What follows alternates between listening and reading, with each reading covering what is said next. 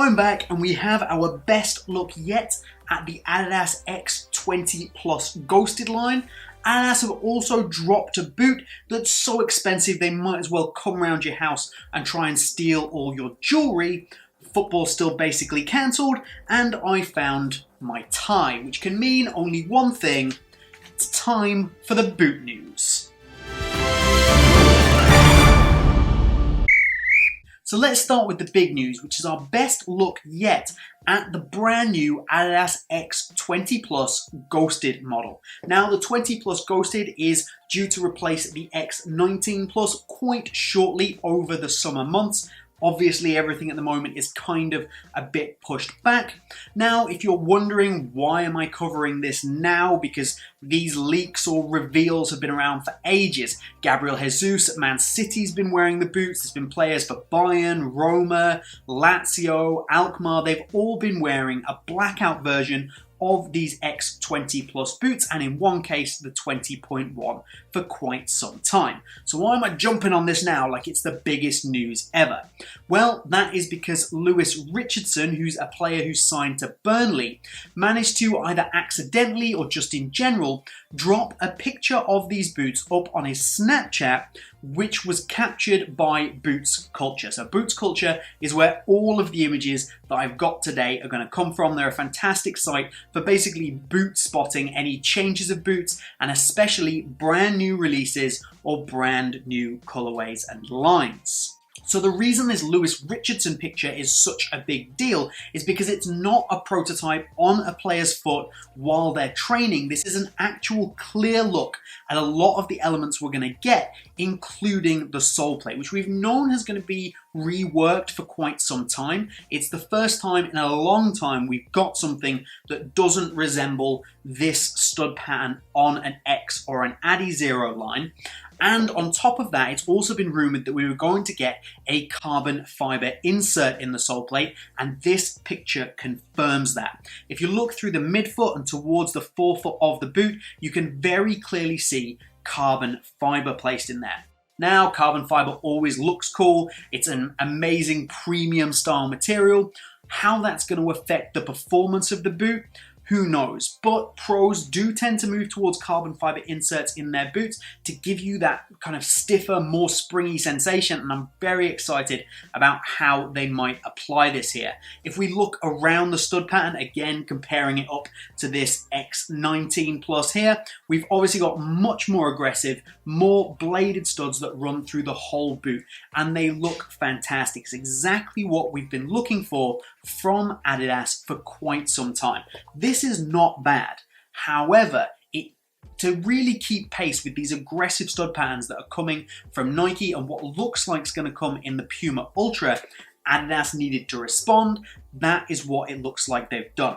They've maintained an external heel counter, which I think looks fantastic, and the whole design of the sole plate still gives me some kind of speed frame vibes. So I don't think they've strayed too far away from the materials and the construction, but it does look like a more aggressive improvement that will likely see a stiffer base with a more springy toe box area.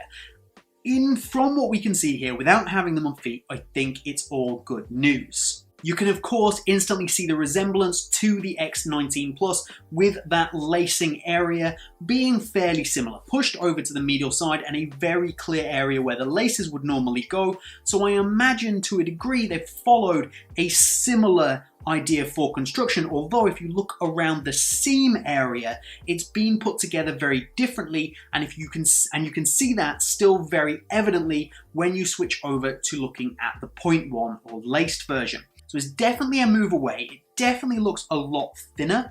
On feet, you can practically see almost through the boot to the player's toes. So you might get something that's kind of a bit thinner, more like we got from the X99, but maybe a little softer.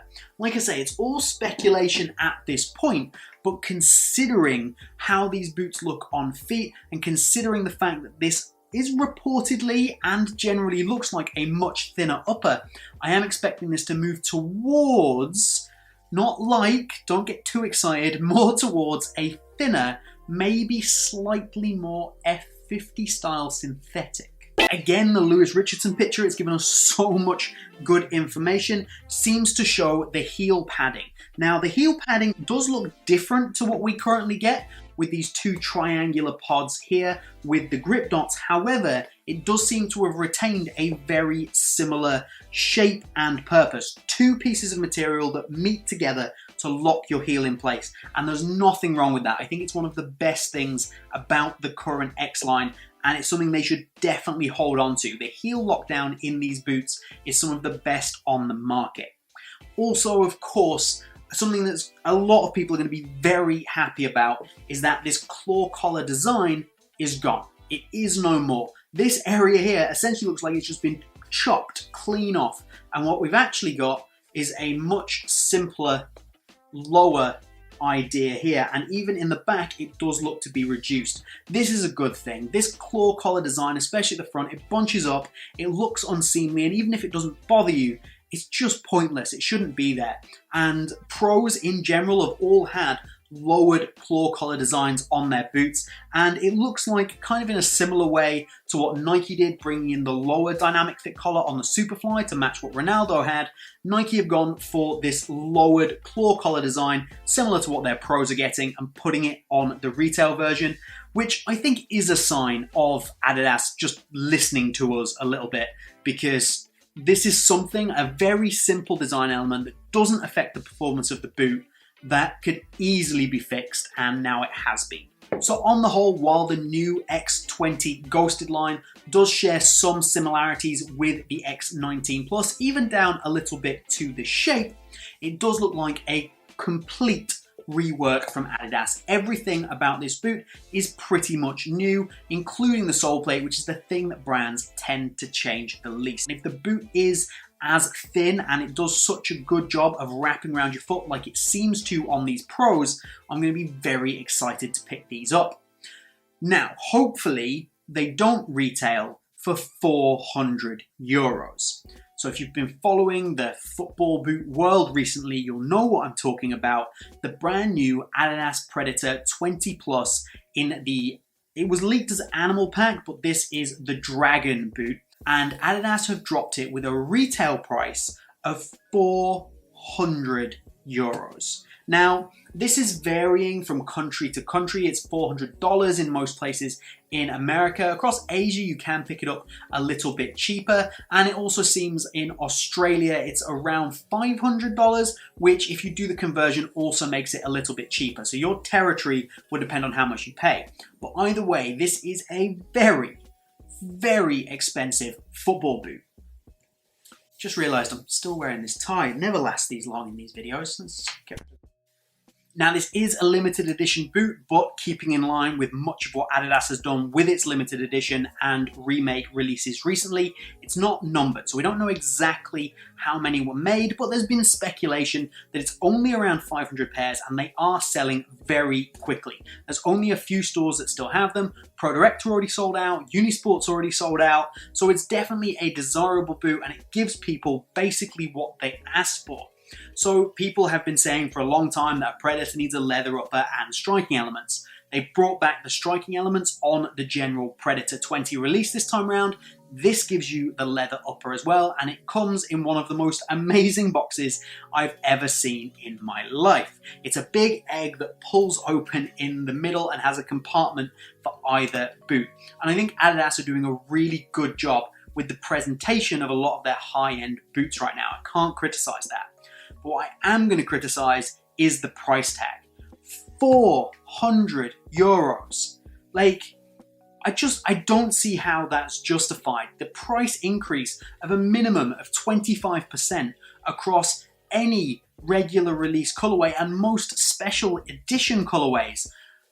I don't think you can justify it. I realize some collectors will definitely go out and pick this boot up because it does look fantastic. It is special. It is presented in a very excellent way. But €400, like, honestly, this is the point at which I think it's just getting too much. I've said on many occasions that I think paying €250 for a pair of high-end boots is too much. I think the boot market is too expensive. And Adidas particularly have been the culprits for really pushing the boundaries of how much they can get away with charging people for boots. Their special editions are more expensive than Nike's on the whole, and they really just ramp up everything. The Plus models against the 0.1 models. They charge so much for these laceless Plus models. I will not be picking up these Dragon Predators, and even if I was interested in buying them to have them in the collection, I still wouldn't be picking them up just purely based on price.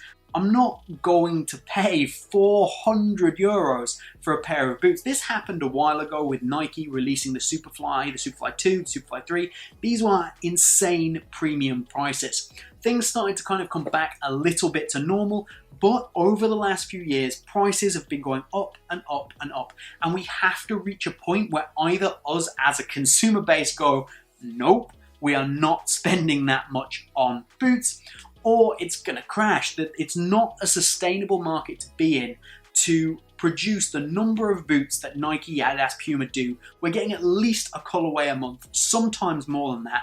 And to be producing them with prices like this, I think it's, like I say, unsustainable and something that is likely to come around, bite these companies in the arse, and they're going to have to lower their prices in the end because people are no longer going to go out and buy them, or they're just going to end up with a lot of stock that they're not selling. It's a big topic for another day, the whole status of the football boot market, how much people are charging for boots, how much us as consumers have control over that, and how much we should be willing to spend on our products. You know, if we're all willing to spend 400 euros on boots, of course companies will charge that. It's a topic for another day, but I am interested to know your thoughts. Firstly, what do you think of the X20 Plus and 20.1 Ghosted leaks we've seen? Pop down in the comments whether you're hyped about those, and let me know what you think about the price of those brand new Predator 20 Plus Dragon boots at 400 euros. Like, are you kidding me? But that's all from today, a little bit of a news update, and of course, a little bit of a rant as well. But that's all from BootWizard. I hope you've enjoyed it. If you do enjoy the news videos, make sure you hit the like button and get subscribed to get all of them in the future, as well as the reviews of the boots that I'm talking about. But that's all from me here today. Have a good one, and we'll see you soon. Whoops.